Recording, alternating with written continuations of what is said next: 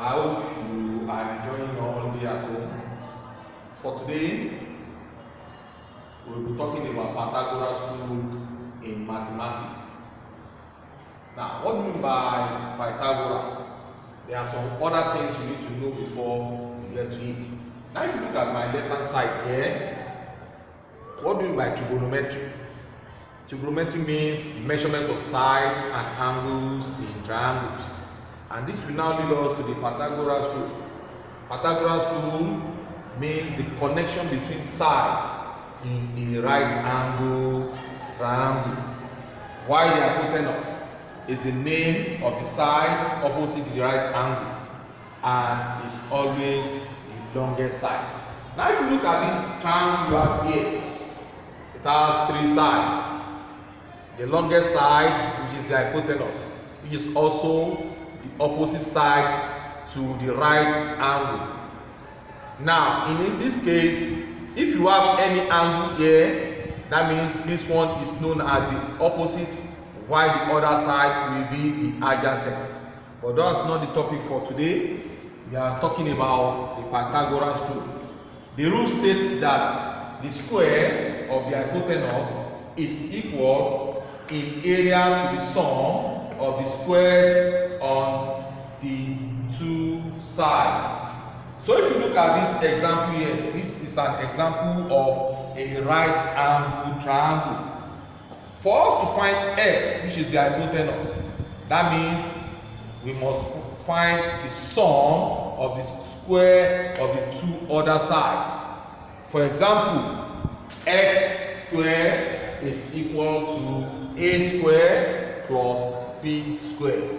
Let's take this as our first example.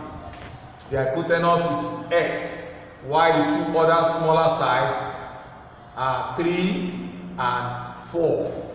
So if we now solve this using the Pythagoras rule, it becomes x squared equal 3 squared plus 4 squared. The square of 3 is 9.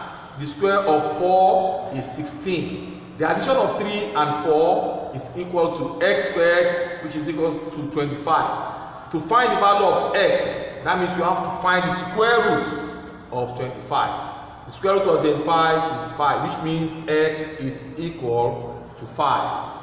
Example 2. The hypotenuse is p, unknown, while the two other sides are marked with 5 and 12. To solve that, according to Pythagoras rule, p squared is equal to 12 squared plus 5 squared. The square of 12 is 144. The square of 5 is 25. The addition of these two will give us 169, which means p squared is equal to 169. To find the value of p, that becomes the square root of 169, which is equal to 13. With these two examples, you should be able to find the hypotenuse.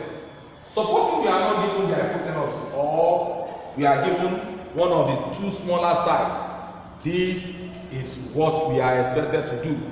The hypotenuse is given to be 10 here, while one of the two smaller sides is 8. The other side is y. That becomes, using the Pythagoras rule, that gives us 10 squared is equal to y squared plus 8 squared.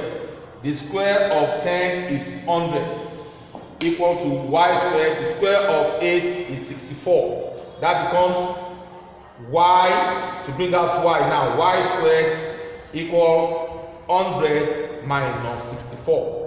Y squared is equal to 36. Y is equal to the square root of 36. That will give us 6. Other example here, we are given the hypotenuse. We are not given one of the two smaller sides. To find that, using the Pythagoras rule, gives us 20 squared, the hypotenuse, equal m squared plus 12 squared. The square of 20 is 400. Square of n is still n squared. Square of 12 equals 144. To find m squared becomes m squared is equals to 400. Now to find the value for m when it is not given at one of the two sides, the hypotenuse is 20 squared equal m squared plus 12 squared. The square of 20 is 400. The square of m is still m squared. The square of 12 equals 144. M squared is equal to 400 minus 144. M squared is now 256.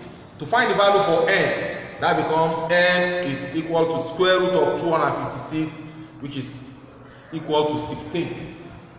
Thank you for this. I will send your assignment later.